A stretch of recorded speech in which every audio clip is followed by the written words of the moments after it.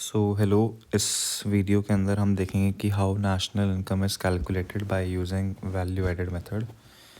अभी तक हमने दो मेथड पहले कर लिए हैं, अपना income method and expenditure method. Income method के कंपोनेंट्स हमने देखे थे PRIME, profit, rent, interest, mixed income and compensation of employees.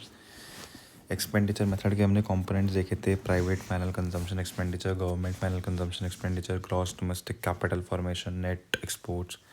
मतलब यहाँ पे सारी इनकम आ गई थी, यहाँ पे सारे खर्चे आ गए थे। थर्ड मेथड के अंदर होता है कि when a good is under production, जब भी कोई गुड अपनी प्रोडक्शन बाउंड्री के अंदर, प्रोडक्शन बाउंड्री के मतलब जब उसकी प्रोडक्शन स्टार्ट हो रही है टिल द टाइम जब तक वो सेल नहीं हो जाता, वो एक प्रोडक्शन बाउंड्री के अंदर होता है। ठीक है, तो उस प्रोडक्शन बाउंड्री के अंदर रहते रहते उसमें कितनी वैल्यू ऐड हो रही है, उन सबको अगर हम ऐड कर देंगे तो हमारे पास निकल जाती है income by value added method.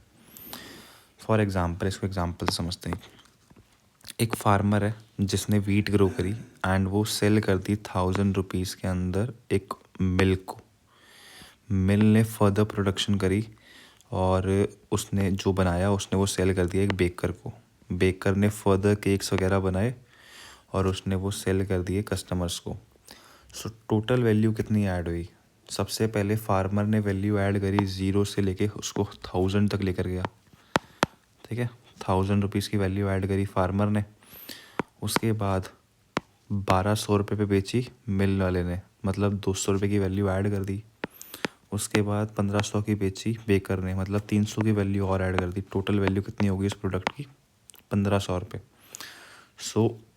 अगर हमने टोटल वैल्यू ऐड करी जितनी जितनी हर स्टेज पे ऐड हो रही है, तो भी हमें क्या मिलेगी?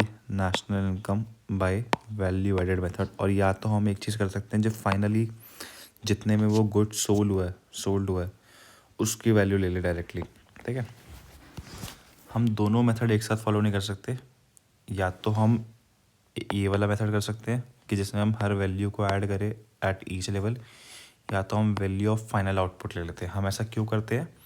To avoid the problem of double counting. Otherwise एक ही चीज़ बार बार काउंट हो जाएगी। अगर मैं यहाँ पे 1000 ऐड कर दूँ, उसके बाद 1200 ऐड कर दूँ, उसके बाद 1500 ऐड कर दूँ, तो ये गलत ही हो जाएगा। इतनी तो प्रोडक्ट की वैल्यू नहीं थी।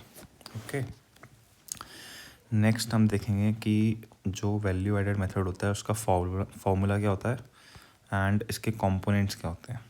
सबसे पहली बात, जब भी हम वैल्यू एडेड मेथड के कंपोनेंट्स को ऐड करते हैं, मतलब जो उसका फॉर्मूला अप्लाई करते हैं, तो हमें वहाँ से निकल कर आता है GDP at MP, which is also known as GVA at MP, gross value added at market price. इसका फॉर्मूला होता है value of output minus intermediate consumption. मतलब जितनी हमारी आउटपुट की वैल्यू है उसमें से हम सारे खर्चे माइनस कर देंगे अगर, तो हमें निकल जाएगी value of GDP at MP। अच्छा, वैल्यू ऑफ आउटपुट का सिंपल सा फॉर्मूला होता है, 3 चीज़ें ऐड करके आता है। जितनी हमने सेल करी है उनको ऐड कर लो, चेंज इन स्टॉक को ऐड कर लो, वो कैलकुलेट होता है closing stock minus opening stock से, and production for self consumption, जितना खुद के लिए खुद कंजम्पशन करने के लिए प्रोड्यूस करा है उसको भी ऐड कर दो। वो टोटल किसकी वैल्यू बन जाएगी हमारे पास? वैल्यू ऑफ आउटपुट की।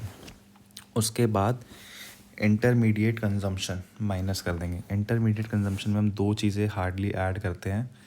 पहला, परचेज ऑफ रॉ मटेरियल, कि जितना हमारा रॉ मटेरियल का खर्चा है। तीसरा, फैक्ट्री से रिलेटेड खर्चा। दूसरा, फैक्ट्री से रिलेटेड खर्चा जो कि मेनली होता है बिजली का बिल हो गया, फ्यूल वगैरह का खर्चा हो गया, ये सब आ गया। अच्छा, अगर आपको क्वेश्चन में कहीं पर भी पॉइंट दिया हो गया कि परचेज ऑफ फाइनल गुड, तो उसको हम इंटरमीडिएट कंजम्पशन में इंक्लूड नहीं करते हैं। इंटरमीडिएट कंजम्पशन में हम फाइनल गुड्स की परचेज इंक्लूड नहीं करते। फॉर एग्ज़ाम्पल, कोई मशीनरी ख़रीद ली, वो हमारा पार्ट नहीं है। ठीक है, रॉ मटेरियल वगैरह हमारा पार्ट है, जितना भी उस पर्टिकुलर प्रोडक्ट को प्रोड्यूस करने में हेल्प कर रहा है इन दैट प्रोडक्शन बाउंड्री।